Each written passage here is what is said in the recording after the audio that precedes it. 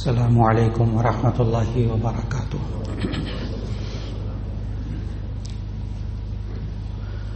نحمده ونصلي على رسوله الكريم، اما بعد فاعوذ بالله من الشیطان الرجیم، بسم اللہ الرحمن الرحیم۔ قل اعوذ برب الفلق من شر ما خلق ومن شر غاسق اذا وقب ومن شر النفاثات في العقد ومن شر حاسد اذا حسد، صدق اللہ العظیم۔ اللہ رب العزت نے ہم سب کے اندر احساسات بھی رکھے ہیں، جذبات بھی رکھے ہیں، خواہشات بھی رکھی ہیں۔ یہ سب چیزیں اللہ ہی نے انسان کے مزاج میں رکھی ہیں، لیکن یہی انسان ان خواہشات کو، ان آرزوؤں کو اللہ اور اس کے رسول صلی اللہ علیہ وسلم کے حکم کے مطابق رکھے تو یہی نیکی بن جاتے ہیں، یہی سکون کا ذریعہ بن جاتے ہیں۔ اور اگر انہی جذبات کو انسان اپنی مرضی سے اللہ اور اس کے رسول صلی اللہ علیہ وسلم کے حکم کے خلاف انہی جذبات کو استعمال کرے، وہی جذبات انسان کے لیے بے سکونی کا باعث بن جاتے ہیں۔ ان میں سے ایک اہم ترین ہمارے معاشرے میں، خاص طور پر اپنے نوجوان بچے اور بچیوں میں، جب حسد آ جاتا ہے اور ہم لوگ معاشرے میں رہتے ہوئے اپنے دفتروں میں، اپنے کاروبار میں، اپنی زندگی میں جب حسد میں مبتلا ہوتے ہیں، ایک دوسرے سے جیلس ہوتے ہیں، ایک دوسرے کے پاس نعمتیں دیکھتے ہیں، ایک دوسرے کے حالات کو دیکھتے ہیں، ایک دوسرے کے کاروبار کو اچھا ہوتا دیکھتے ہیں، فطری طور پر جذبات اور احساسات میں فرق آتا ہے۔ اس کا کاروبار اچھا جا رہا ہے، اس کے پاس پیسہ زیادہ آ رہا ہے، اس کے پاس نعمتیں زیادہ ہیں، اس کے بچوں کی شادیاں ہو گئی ہیں، میرے بچوں کی ابھی تک نہیں ہوئی، فلاں کے بچے اتنے قابل ہیں، میرے بچے اتنے قابل نہیں ہیں۔ اور خود بچوں کے اندر بس اوقات ماں باپ یہ کیفیات پیدا کرتے ہیں، خود ماں باپ یہ کیفیات پیدا کرتے ہیں حسد کی، اپنے بچوں کو جیلسی میں، حسد میں خود مبتلا کرتے ہیں، ایک دو دفعہ نہیں، بار بار۔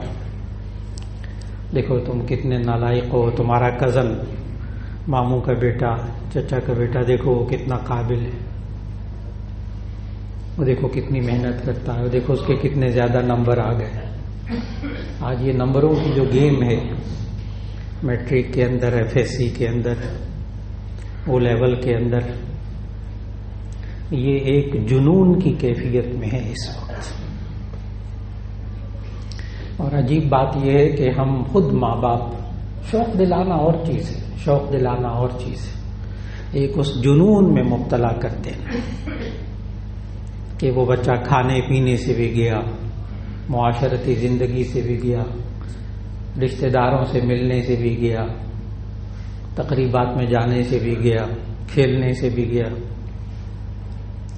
اور وہ اسی جنون میں آ کر ہمارے نوجوان بچے اور بچیاں میڈیکل کی لائن میں، انجینئرنگ کی لائن میں اور دوسری لائنوں میں، کمپیوٹر کی لائنوں میں جب جاتے ہیں تو بس اوقات 8-8 10-10 گھنٹے بند کمروں کے اندر، 12-12 گھنٹے مائیں محبت میں آ کے کھانا بھی وہیں کمرے میں پہنچا رہے ہیں، ہلنا جلنا بھی بند ہو گیا۔ نتیجہ یہ ہوتا ہے کہ وہ جسمانی اور ذہنی صحت کے ساتھ ساتھ اپنی اخلاقی صحت، معاشرتی صحت، پھر جب وہ ڈگریاں لے لیتے ہیں، پڑھ جاتے ہیں، اتنے بڑے ڈاکٹر بن جاتے ہیں، اتنے قابل انسان بن جاتے ہیں، عجیب بات یہ ہے کہ ان کا بیہیویئر عام انسانوں سے درست نہیں ہوتا۔ رشتہ داروں کے ساتھ اٹھنا بیٹھنا ان کا درست نہیں ہوتا، بہت کمی آ جاتی ہے۔ اور یہ سارا بسا اوقات ماں باپ خود حسد میں مبتلا کرتے ہیں، ان کو ایک معاشرتی انسان نہیں رہنے دیتے، اٹھنے بیٹھنے والا، کھانے پینے والا، ہنسنے بولنے والا، 3 سال 4 سال کم از کم 3 سال 4 سال۔ یہ تعلیم صرف اسی لیے تو نہیں تھی، اس کو صرف کمانے والا انسان تو نہیں بنانا تھا، اس کو تو ایک معاشرتی انسان بنانا تھا۔ اور پھر اس کے بعد ہم لوگ جب خود بھی بحیثیت ماں باپ کے جب اس حسد میں مبتلا ہوتے ہیں تو ساری زندگی جلنا کڑنا، ساری زندگی دوسروں کے پاس نعمتیں دیکھ کر اسی کوشش بری چیز نہیں ہے، بچوں کو قابل بنانا بری چیز نہیں ہے، پیسہ کمانا زیادہ سے زیادہ بری چیز نہیں ہے، اپنی آرزوؤں کو، اپنی خواہشات کو پورا کرنا بری چیز نہیں ہے، زیادہ سے زیادہ نعمتوں کو اکٹھا کرنا بری چیز نہیں ہے، لیکن اس میں انسان حلال کو حلال سمجھے، حرام کو حرام سمجھے، دوسرے انسانوں کے حق کو سمجھے۔ ایک معاشرے میں گھر میں رہنے والا انسان بنائیے اپنے بچوں کو، خاص طور پر نوجوان بچے اور بچیوں کو۔ الحمدللہ بے شمار تقریباً 47 سال اب پورے ہو رہے ہیں درس و تدریس میں، ٹیچنگ کی لائن میں، یونیورسٹیز میں پڑھایا، کالجز میں پڑھایا، 4 ہزار لڑکے کو پڑھایا ایک سال میں۔ ابھی بھی بخاری شریف صبح ہوتی، سبق شام کو ترمذی کا سبق ہوتا ہے، ایک بخاری شریف کے سبق پہ میرے سامنے 690 لڑکا بیٹھا ہوتا ہے، قابل ترین لڑکے جو فرسٹ ڈویژن لے کر آئے اور یہ فائنل ایئر میں ہے جو بخاری شریف پڑھ رہے ہیں۔ اس لیے جب میں نوجوانوں کے بارے میں بات کروں تو اس کو بڑے غور سے سنیے گا، بڑے غور سے سنیے گا۔ 47 سال نوجوانوں کو، بچوں کو، بچیوں کو پڑھنے کے لیے کافی ہوتے ہیں۔ اس لیے بڑی توجہ کے ساتھ سینکڑوں مرتبہ بڑی بڑی یونیورسٹیز کے، بورڈ کے، FSC کے، BSc کے، MSc کے رزلٹ، MBBS کے رزلٹ، میڈیکل کالجز میں 18 سال ایک میڈیکل کالج میں پڑھاتا رہا، 8 سال ایک میڈیکل کالج میں پڑھاتا رہا، اتنے کانوکیشن میں شریک ہوا ہوں۔ لیکن ایک بات بتا دوں کہ مجھے کوئی پوزیشن لینے والا لڑکا اور یا لڑکی، نوجوان لڑکا لڑکی یہ نہیں کہہ سکے کہ جی ہماری پوزیشن اس لیے آئی تھی، ہم 6 مہینے سے کمرے میں بند تھے، بس ہم پڑھ رہے تھے، ہمیں دنیا کی کوئی خبر نہیں تھی، ہماری پوزیشن آئی ہے۔ ایک مجھے بچہ نہیں ملا 47 سال میں۔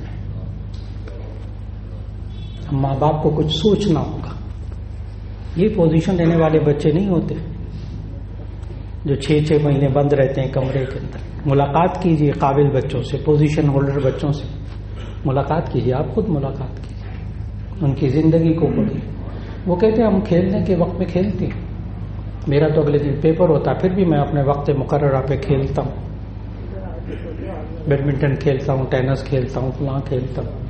میں تو کھیل کا بھی ناغہ نہیں کرتا، کھانے کے وقت میں کھانا کھاتا ہوں، بس یہ کہ روزانہ پڑھتا ہوں۔ یہ مجھے جملہ سننے کو ملا قابل بچوں کا، پوزیشن ہولڈر ساری زندگی۔ مجھے ہم کھانے کے وقت میں کھانا کھاتے ہیں، پڑھنے کے وقت میں پڑھائی کرتے ہیں، ناغہ نہیں کرتے۔ یہ نہیں کہ امتحان کے قریب آ کر پڑھ رہے ہیں، مسلسل ایک ٹائم ٹیبل کے تحت زندگی گزارنا، ماں باپ کے ساتھ بھی وقت گزارنا، ماں باپ کے ساتھ کھانا کھانا۔ کوئی بچہ اس کے کمرے میں آپ کھانا ٹرے میں لگا کر ماں پہنچائے تو وہ قابل بن جائے گا، بھول جائیے اس چیز کو۔ وہ قابل بنے گا جب آپ کے ساتھ بیٹھ کر دسترخوان پر کھانا کھائے گا، 3 وقت ناشتہ آپ کے ساتھ کرے گا، دوپہر کا کھانا آپ کے ساتھ کھائے گا۔ یہ سب وہ حالات عرض کر رہا ہوں جو ہم نے اپنے بچوں کے اندر ایک حسد کے جذبات، دیکھیے ایک ہے مسابقت کے جذبات، ایک دوسرے سے آگے بڑھنا، بہت اچھی بات ہے، بہت اچھی بات ہے، لیکن اچھے کاموں کے اندر، نیکی کے اندر۔ اسی لیے نبی صلی اللہ علیہ وسلم نے ان کیفیات سے بچانے کے لیے پتہ کیا کہا؟ ایک اصول بتایا نبی صلی اللہ علیہ وسلم نے، دیکھیے نبی صلی اللہ علیہ وسلم جو باتیں فرماتے تھے نا، وہ کوئی اپنا ذاتی تجربہ مشاہدہ، کوئی سائنسی باتیں نہیں ہوتی تھی، وہ تو خالق کی طرف سے ہدایات ہوتی تھی۔ نبی صلی اللہ علیہ وسلم نے اپنے نوجوان بچے اور بچیوں کو، اور ہمیں خود بھی اگر اس کیفیت سے نکلنا ہے نا، تو پھر نبی صلی اللہ علیہ وسلم کے خوبصورت جملہ ذہن میں رکھ لیجئے گا، فرمایا دین کے معاملے میں اپنے سے اوپر والے کو دیکھو، دنیا کے معاملے میں اپنے سے نیچے والے کو دیکھو۔ اس کیفیت سے اگر کوئی انسان نکلنا چاہتا ہے تو اس ارشاد نبوی پر عمل کرنا ہوگا۔ دین کے معاملے میں اپنے سے اوپر والے کو دیکھو، اس سے غرور اور تکبر نہیں آئے گا، میں اتنی نمازیں پڑھتا ہوں، میں اتنے عمرے کرتا ہوں، میں اتنی حج کر، اتنے زکوٰۃ دیتا ہوں، اتنے صدقے دیتا ہوں، آپ سے زیادہ بھی ایک دیتا ہے۔ دین کے معاملے میں اپنے سے اوپر والے کو دیکھیے تو دل میں تکبر پیدا نہیں ہوگا، اور دنیا کے معاملے میں اپنے سے نیچے والے کو دیکھیے۔ اور معاشرے میں المیہ کیا ہے؟ معاشرے میں المیہ یہ ہے کہ یہ انسان دنیا کے معاملے میں اپنے سے اوپر والے کو دیکھتا ہے۔ اپنے شادی بیاہ میں، اپنے ولیموں میں بلاتے ہیں، غریبوں کو نہیں بلاتے، غریب رشتہ داروں کو نہیں۔ وہ آئیں گے تو ہماری انسلٹ ہو جائے گی، ان کے پاس پہننے کے لیے کپڑے نہیں ہیں، کیسے آئیں گے وہ ہمارے ولیمے کے اندر، شادی کے اندر؟ اپنے سے اوپر والوں کو بلائیں گے، اسٹیٹس والوں کو بلائیں گے، جن سے تعلقات ہیں ان کو بلائیں گے۔ اور نبی صلی اللہ علیہ وسلم نے اس دعوت ولیمہ کو، حدیث صحیح ستہ کی حدیث، اس دعوت ولیمہ کو بدترین دعوت کہا جس کے اندر امیروں کو بلایا جائے، غریبوں کو نہ بلایا جائے، بدترین کہا ہے وہ اس ولیمے کو۔ تو جس ولیمے کو نبی صلی اللہ علیہ وسلم بدترین کہتے ہیں، اس میں خیر کہاں سے ہو سکتی ہے؟ اس میں خیر کہاں سے ہو سکتی ہے؟ آج وقت کی بہت بڑی ضرورت کہ انسان ان کیفیات میں سے اپنے آپ کو نکالے، اور اللہ تعالیٰ نے قرآن مجید کی آخری سورت سے پہلی سورت جو شروع میں تلاوت کی، اس میں اللہ تعالیٰ نے یہی سکھایا، قل اعوذ برب الفلق من شر ما خلق ومن شر غاسق اذا وقب ومن شر النفاثات في العقد ومن شر حاسد اذا حسد۔ قل اعوذ برب الفلق، اے نبی صلی اللہ علیہ وسلم آپ کہہ دیجیے کہ میں پناہ چاہتا ہوں، پناہ میں آتا ہوں، پناہ مانگتا ہوں برب الفلق، اس رب کی کہ جس جو صبح کا بھی رب ہے، من شر ما خلق، ہر اس چیز کے شر سے جو اس نے پیدا کی ہے۔ شر کی ساری چیزیں اللہ ہی نے پیدا کی، شر خالق خیر خالق شر اللہ ہے، مانگنا بھی اسی سے۔ من شر ما خلق ومن شر غاسق اذا وقب، اندھیری رات کے شر سے جب وہ چھا جائے، ومن شر النفاثات فی العقد، اور گرہوں میں پھونکنے والیوں کے شر سے، ومن شر حاسد اذا حسد، اور حسد کرنے والے کے شر سے جب وہ حسد کرے۔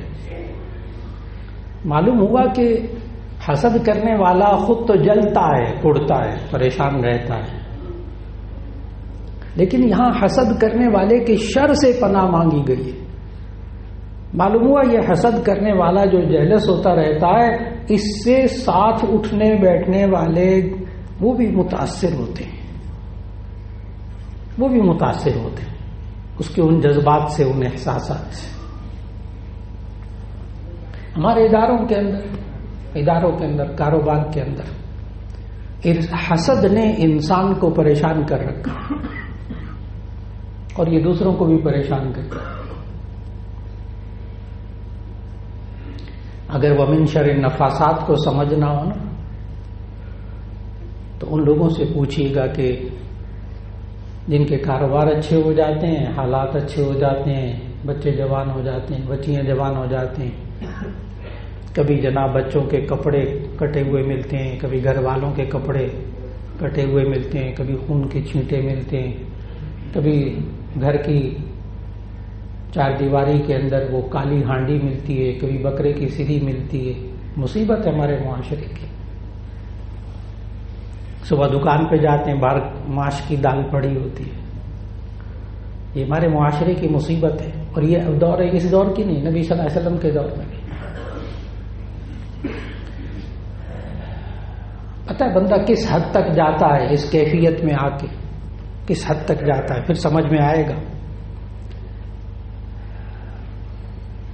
خیبر کے موقع پہ ایک زینب نامی یہودی عورت نے نبی صلی اللہ علیہ وسلم، اس کو پتہ لگ گیا کہ نبی صلی اللہ علیہ وسلم کبھی کبھی گوشت کھاتے تھے، کبھی کبھی گوشت ملتا تھا، اور بھنا ہوا گوشت نبی صلی اللہ علیہ وسلم کو روسٹ بہت اچھا لگتا تھا، دستی کا. تو وہ نرم ہوتا ہے. حدیث میں یہ بھی آتا ہے لأنه أعجلها نضجا، اس لیے کہ وہ جلدی گل جاتا ہے، پک جاتا ہے، ہضم جلدی ہو جاتا ہے. تو جب اس کو پتا چلا نبی صلی اللہ علیہ وسلم کو دستی کا گوشت بہت اچھا لگتا تھا، تو اس نے دستی کا گوشت بھونا اور بھون کر اس میں زہر ملا کر نبی صلی اللہ علیہ وسلم کو دیا. لوگ نہیں چھوڑتے، زہر ملا کر دیا. جب وہ نبی صلی اللہ علیہ وسلم کے سامنے پیش کیا گیا تو اللہ تعالیٰ نے بذریعہ وحی بتایا کہ اس میں زہر ہے، آپ نہ کھائیے. اللہ نے بچا لیا. اس خاتون کو بلوایا گیا. اب حدیث، اس خاتون کو بلوایا گیا. کیا مصیبت ہے، تمہیں نبی صلی اللہ علیہ وسلم نے کیا تکلیف پہنچائی تھی؟ تو کبھی کسی کو دکھ نہیں دیتے، کیوں زہر ملا کر گوشت میں کھلانے کی کوشش کی؟ اس عورت کا جواب سننے والا ہے، کہنے کہ مجھے حسد تھا اس بات کا کہ ان کے فالوور اتنے، ماننے والے اتنے کیوں ہیں، کیوں لوگ ان پر ایمان لاتے ہیں، کیوں ان کے پیچھے اتنے سارے لوگ لگے، ختم کرو ان کو. آپ نے غور فرمایا؟ وہی احساسات، وہی جذبات ختم کرو. یعنی نبی صلی اللہ علیہ وسلم کے بھی لوگ ساتھ یہی سلوک کرتے تھے اس دور کے یہودی، صرف اس حسد کے جذبات میں آ کر. اور جن کیفیات میں یہ جو دو صورتیں اتری ہیں نا، حضرت عبداللہ بن عباس رضی اللہ تعالیٰ عنہ والی حدیث، تفسیر اٹھا کر دیکھیے. یہ جو سورۃ الفلق اور سورۃ الناس ہے، سورۃ الفلق اور سورۃ الناس، یہ دونوں صورتوں کا شان نزول جو مفسرین نے لکھا، ابھی جو شروع میں سورۃ الفلق پڑھی، اس کے بعد سورۃ الناس، اس کی شان نزول کو غور سے پڑھیے گا کہ حضرت عبداللہ بن عباس رضی اللہ تعالیٰ عنہ سے روایت. اور یہ بخاری شریف کی حدیث کا ترجمہ سنانے لگا کہ نبی صلی اللہ علیہ وسلم ایک دن آرام فرما رہے تھے، طبیعت ناساز تھی بہت زیادہ. تو ایک فرشتہ پاؤں کی طرف آ کر کھڑا ہو گیا، ایک فرشتہ سرہانے کھڑا ہو گیا انسانی صورت میں، اور وہ آ کر باتیں کرنے لگے، اور آپس میں ہی باتیں کرنے لگے کہ یہ جو صاحب ہیں لیٹے ہوئے، ان پر ایک شخص نے جادو کیا ہے. لبید ابن عاصم، نام تک لیا ہے، لبید ابن عاصم نامی شخص، اس نے ان پر جادو کیا ہے. اور جادو اس طرح کیا ہے کہ ان کے سر کے بال لیے، لمبے بال ہوتے تھے نبی صلی اللہ علیہ وسلم کے، سر کے بال لیے، اس میں دھاگا لپیٹ کر، اس میں گرہ لگا کر، 11 گرہیں لگا کر، کنگھی کے اوپر لپیٹ کر فلاں کنویں کی منڈیر کے نیچے رکھا ہوا ہے، جہاں پانی کی تہ ہوتی ہے وہاں نیچے پتھر کے نیچے دبایا ہوا ہے. اور یہ لبید ابن عاصم کی بیٹیوں نے کیا تھا. بہت زبردست قسم کا جادو تھا.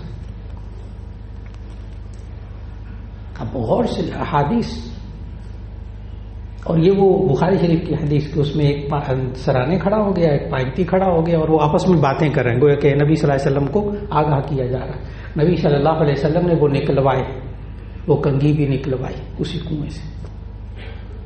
اور پھر اللہ تعالیٰ نے یہ 2 صورتیں نازل کی، قل اعوذ برب الفلق، قل اعوذ برب الناس. ایک میں 5 آیتیں ہیں، ایک میں 6 آیتیں ہیں، 5 اور 6 11 آیتیں. اب حدیث میں ہے کہ نبی صلی اللہ علیہ وسلم یہ صورتیں پڑھتے جاتے تھے، وہ گرہ کھلتی جاتی تھی، وہ 11 گرہیں وہ کھلتی جاتی تھی. نبی صلی اللہ علیہ وسلم پہ سے جادو کا اثر ختم اللہ نے کر دیا.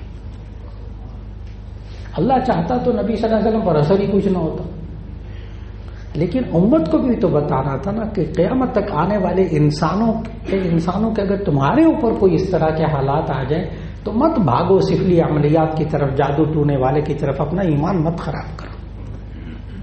کبھی نہ جائیں. آج سارے جادو ٹونے والے صحیح ہیں غلط ہے کیا ہے، سب کے سامنے صورتحال یہی والی ہے. سب کی دکانیں اسی سے چمکی ہوئی ہیں،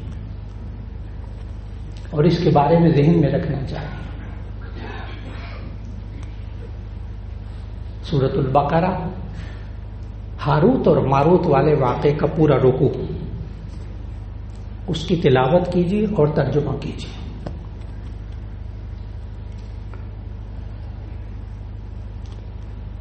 آپ کو معلوم ہوگا کہ ہاروت اور ماروت دو فرشتے تھے، یعنی جن میں کوئی اختلاف نہیں ہے نا، قرآن مجید کی آیات ہے. ہاروت اور ماروت دو فرشتے تھے. ان کو اللہ نے سلیمان علیہ السلام کے زمانے میں، جہاں لوگ جادو میں مبتلا رہتے تھے، ان کا کام یہی ہوتا تھا جادو ٹونا، تو اللہ نے ان دونوں کو جادو سکھا کر زمین پر اتارا آزمائش کے لیے. اور وہ کہتے تھے، اب آیت، وہ کہتے تھے انما نحن فتنة فلا تکفر، ہم آزمائش ہیں، تم کفر مت اختیار کرو. یہ کہتے بھی تھے، بتاتے بھی تھے.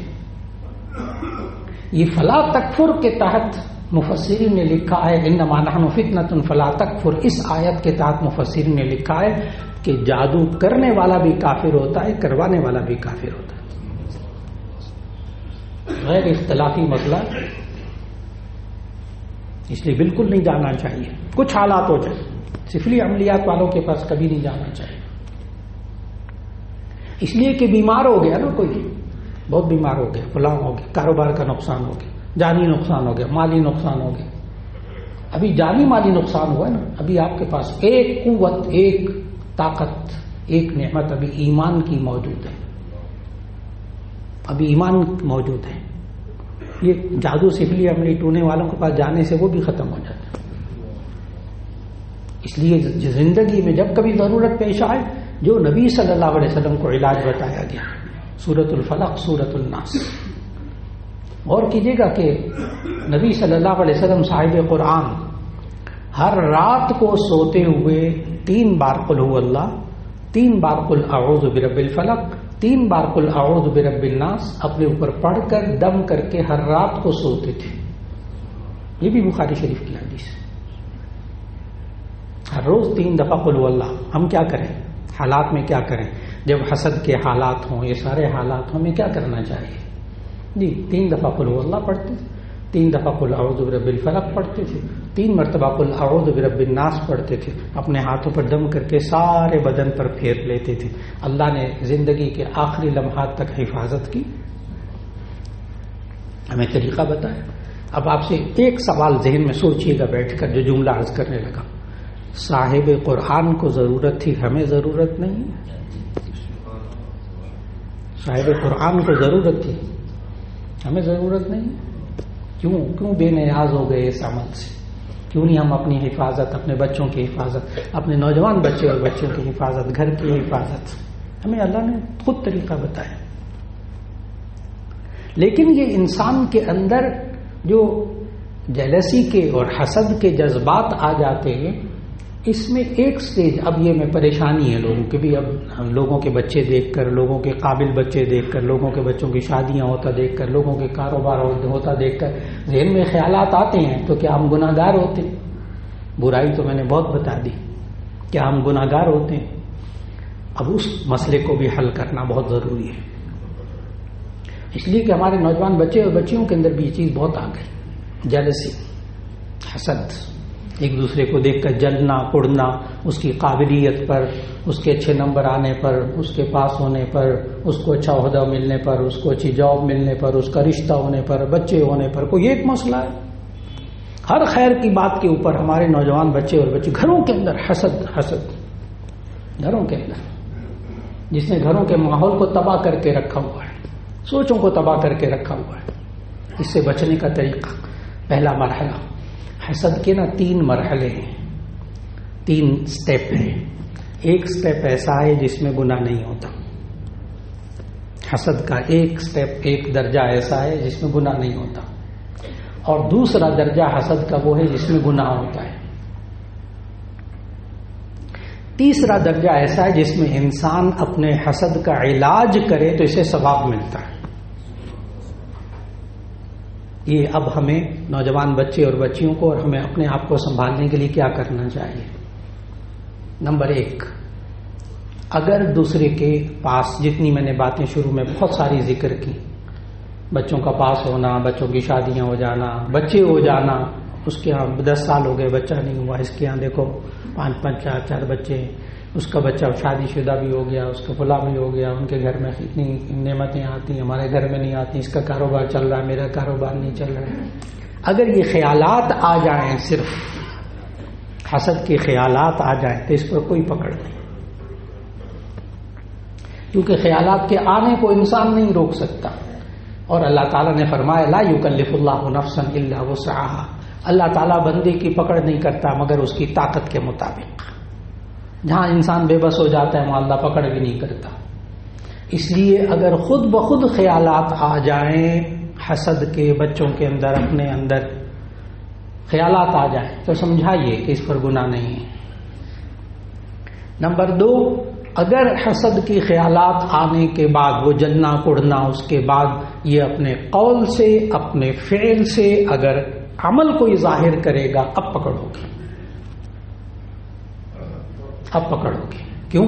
یہ کہنا نہ کہنا اس کے اختیار میں ہے، وہ عمل کرنا نہ کرنا اس کے اختیار میں ہے۔ ہمارے کاروبار کے اندر اور ہمارے اداروں کے اندر، ہمارے رشتہ داروں کے اندر ایک خاص میں لفظ بولنے لگا ہوں، بڑی بیماری ہے، بڑی بیماری ہے، بڑی پریشانی ہے، اور وہ ہے لیگ پولنگ، ٹانگ گھسیٹنا اگلے کی، اگلے کو ذلیل کرنا۔ آج کل اس کی بڑی ویلیو ہو رہی ہے، خاندان کے اندر، کاروبار کے اندر، لوگوں کے اندر بڑی عزت اس کو مل رہی ہے۔ ذرا ڈاؤن کرو اس کو، تھوڑا سا اس کی ٹانگ کھینچو، ذرا اس کو ذلیل کرو، اس کو نقصان پہنچاؤ۔ یہ لیگ پولنگ پیچھے حسد ہے، یہ ٹانگ کھینچنے کے پیچھے حسد ہے۔ اس حسد سے بچنے کے لیے یہ کیفیت، زبان سے کچھ کہنا، زبان سے کچھ کہنا۔ کسی نے گاڑی نہیں لے لی، اب حسد کے جذبات آ گئے، اب زبان سے کیا نکلتا ہے؟ کسی نے کہا اس نے نئی گاڑی لے لی ہے، کسی نے کہا اس نے نیا گھر بنا لیا ہے، یہ زبان سے کیا نکالتا؟ ہاں کوئی لمبا ہاتھ مارا ہوگا، ایسی کام کا، یہ بول کر گناہ پال لیا، یہ بول کر گناہ پال لیا۔ زبان سے بولا نا، حسد دھواں نکلا، وہ دل کی جلن کڑن کا دھواں زبان سے نکلا، اب گناہ ہوگا؟ نہیں، زبان نہیں چلانی، خلاف اس کے حاسدانہ جذبات پر زبان نہیں نکالنی، زبان سے ایسے جملے نہیں بولنے جس سے اگلا ذلیل ہو جائے، جو اس کی عزت بنی ہوئی ہے، جو اس کا وقار بنا ہوا ہے۔ آج ہمارا معاشرہ پورا کا پورا اوپر سے لے کے نیچے تک، کہ کسی کو دیکھنے کو اچھا کام کر لیا، او ہو آپ کو کیا پتا، میں جانتا ہوں اس کو، وہ کیا ہے کیا نہیں، وہ شروع ہو جاتے ہیں۔ اگلے کو جب تک اس معاشرے میں یا اس ماحول میں، اس محفل میں جب تک اس کو ذلیل نہیں کر دیتے نا، اس وقت تک چپ ہی نہیں ہوتے، اور پیچھے حسد ہوتا ہے۔ یہ گناہ گار ہوگا، یا اپنے عمل سے ایسا کرنا جس سے اس کو تکلیف پہنچے، غم پہنچے، دکھ پہنچے۔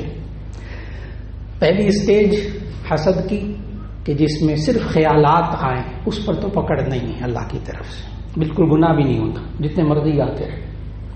لیکن اگر اپنی زبان سے اور اپنے عمل سے اس پر ایکشن ظاہر کیا، تو ایسی نقصان پہنچانے کے لیے منفی رد عمل دیا، تو اب گناہ ہوگا، کیونکہ یہ اس کے اختیار میں تھا کہ یہ کرتا یا نہ کرتا۔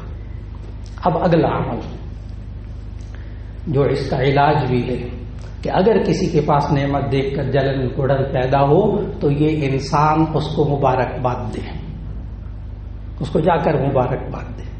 دل میں جلن کڑن ہے، کیوں اس کا بچہ پاس ہوا، کیوں اس کے اچھے نمبر آئے، کیوں اس کے ہاں اولاد ہو گئے، کیوں اس کے بچوں کی شادیاں ہو گئی، نہیں، مبارکباد دیجیے جا کر، اس سے فرق پڑے گا۔